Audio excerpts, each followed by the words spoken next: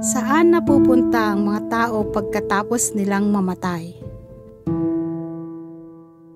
Kapag ang isang tao ay namatay, hindi pa yon ang katapusan. Para sa mga taong hindi naniwala sa Panginoong Hesus, ang problema nila sa kasalanan ay hindi pa nalutas. Kapag sila ay namatay, ang kanilang katawan ay maaaring mailibing ng maayos. Ngunit, ang kanilang espiritu ay hindi magkakaroon ng kapahingahan. Sa halip, ang kanilang espiritu ay mapupunta sa Sheol, kung saan sila ay mananatili para maghintay sa paghuhukom. Pagkatapos ng paghuhukom, nakalulungkot na sila ay masisentensyahan sa impyerno. Ang impyerno ay lugar para sa mga anghel na nagkasala at mga taong hindi nagsisi. Doon, mararanasan nila ang walang hanggang sakit at paghihirap sa impyerno. Ito ay napakakaiba para sa mga naniwala sa Panginoon. Sila ang mga tumanggap sa Panginoong Hesus bilang kanilang tagapagligtas. Pagkatapos nilang mamatay, ang kanilang katawan ay ililibing katulad sa iba.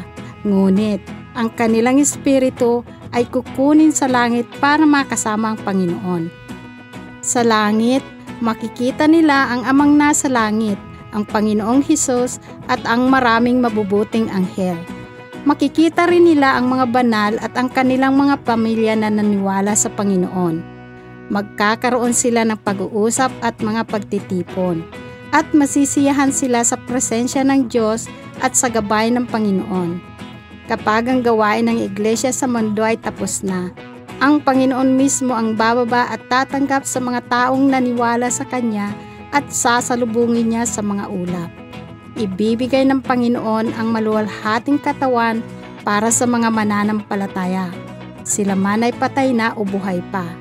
Ang maluwalhating katawan na ito ay katulad sa katawan ng Panginoon na muling nabuhay. Lahat ng mananampalataya ay makikita ng mukha ng Panginoon sa mga ulap. Wow! Makikita ng ating mga mata ang Panginoon. Ito ay kamangha-mangha. Sa ating maluwalhating katawan, hindi na tayo magkakasakit o tatanda. Wala na tayong magiging limitasyon pa. Wala nang kamatayan.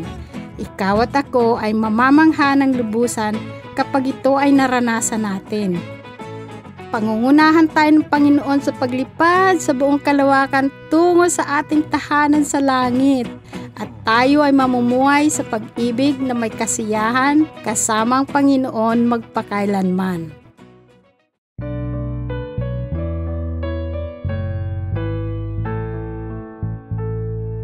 Kay buting maniwala kay Jesus, Siya ay laging nasa atin.